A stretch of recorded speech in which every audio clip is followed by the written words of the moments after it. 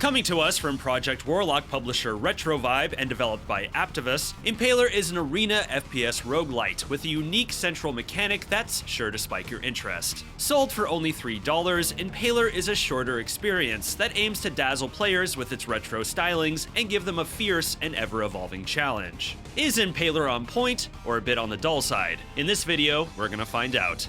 Let's get spikin'. Impaler's structure is simple. Survive an onslaught of enemies for 10 stages with your main goal to defeat the final boss. The game features only one arena that switches itself up as you progress through the stages, throwing in different booby traps and obstacles. For each run, you take in one firearm of your choice as well as the game's namesake, the Impaler, which skewers enemies by shooting spikes up from the ground, a move that can also restore a bit of your health and give you further maneuverability. You also have a stomp attack. Get enough air, and when you come down on your enemies, you'll demolish them with a shockwave. If you rack up enough consecutive kills, you'll automatically enter a bullet time state, giving you a temporary edge. And if you manage to collect 50 coins during a match, at the beginning of the next stage, you can purchase a single random upgrade. If you're wondering if collecting 100 coins gets you 2 upgrades, the answer is yes, and so on if you can muster the coinage. Upgrades run the gamut, affording you buffs to just about every mechanic in the game, like higher jumps, reduced recoil, faster movement, and so on. Upgrades can also grant perks in the arena, like more health spawns between matches and destroyed obstacles dropping coins. After a run is won, or lost, if the player meets certain requirements, they can unlock a new weapon, like a shotgun, rocket launcher, or plasma gun.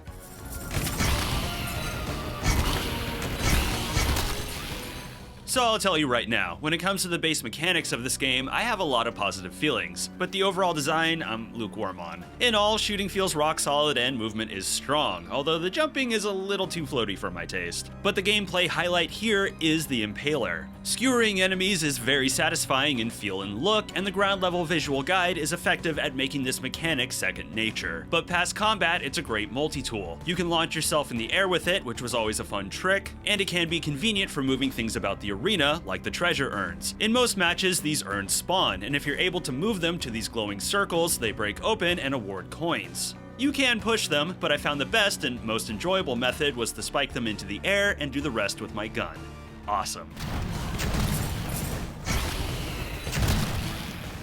The versatility of the Impaler is what makes it fun, but it also highlights one of my big issues in that this game doesn't take advantage of it as much as it could. Enemies are the clearest example. All enemies can be defeated by either gun or Impaler, and while certain types are more vulnerable to one weapon over the other, you never encounter any enemies that can only be defeated by the Impaler, or only defeated by the gun, or require a combination of both. And in that, I feel like the dev is missing a lot of opportunities to make combat more dynamic and challenging. Like, what if there was an enemy that had a shield that can only be broken by the Impaler? Or what if an enemy can only be weakened by the gun and then finished off by the Impaler? There is one enemy that comes close to what I'm talking about. The floating heads can be killed by either gun or Impaler, but if you stomp on them, it's a one-shot kill. That's great. Now, if only there were more enemies like that.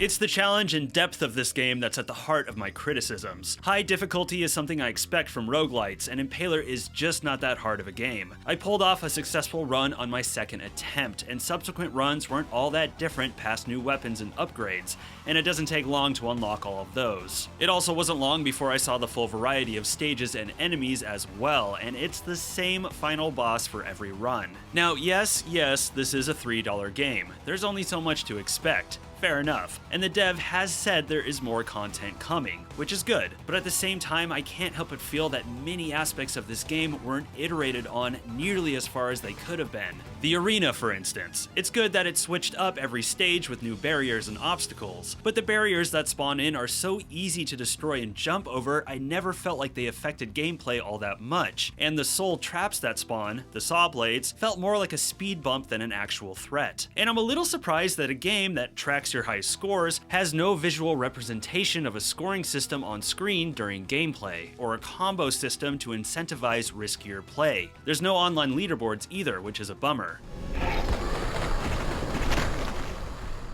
The bullet time mechanic was something I found myself questioning throughout the game. For starters, I really dislike that it triggers automatically. Why can't I choose when to activate it? More often than not, when my bullet time triggered, it was at inopportune times when I didn't need it. Like right here, I was gonna launch myself over this wall and was interrupted by it. I don't think it would be that big of a deal to let the player control this, and if they don't activate it, you could just have this meter empty out at the end of a stage to keep things balanced. But the other thing is I feel like the developer might have this concept backwards. I don't think the player should fill this meter to get a reward. I think they should fill it to stay alive. Like, what if at the beginning of each stage this meter is full and slowly drains? If it runs out, it's game over, and the only way to keep it full is to get kills. I feel something like that could spice up the challenge quite a bit and put some good pressure on the player. It could also keep players from potentially taking advantage of the game too, like leaving one enemy alive so you can break all of the obstacles and collect all the coins.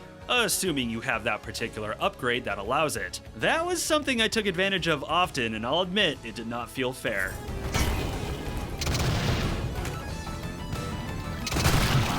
My feelings on the gameplay extend to the presentation. There are aspects here that are quite strong, but overall I was underwhelmed. All the sprite art in this game, for weapons, enemies, barriers, etc., look great. They have a clean, smooth look to them and a nice sense of tone in their shading. Perhaps a little limited in their color palette, lots of grays and whites here, but overall it's art I enjoyed stabbing with big gnarly spikes. Particle effects are solid and the graphic design elements are on point, like the sprite icons for upgrades, although the black background and blue buttons for the menu UI is awfully basic looking. The overall art direction goes for a mixture of sci-fi, fantasy, and Satanism. 3 classic themes for classic first-person shooters. Although I have to say, while these elements are distinct, I often felt murky on what this game was going for visually.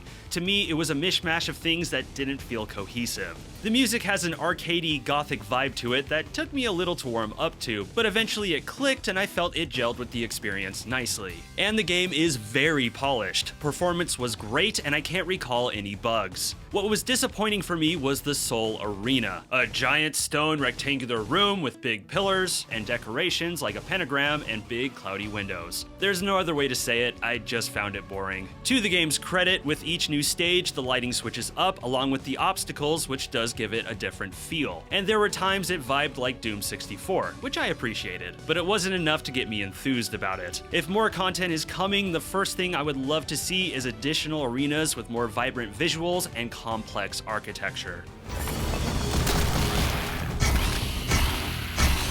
I know I've been critical in this review, but at the end of the day, for $3, Impaler does provide some decent fun that will last you a day or two. For me, I look at this game and see a lot of potential not being grasped. That Impaler mechanic is really fun, and I think it deserves to have a deeper, engrossing roguelite built around it. The type that you can log dozens of hours into. And personally, I wouldn't mind seeing it in a single-player experience too. I imagine some fun level and puzzle designs could come about to take advantage of it. For now, I see Impaler more as a proof of concept, and I'm crossing my fingers it evolves into a more substantial experience. But that's it for me. What are your thoughts on Impaler? Be sure to let me know in the comments.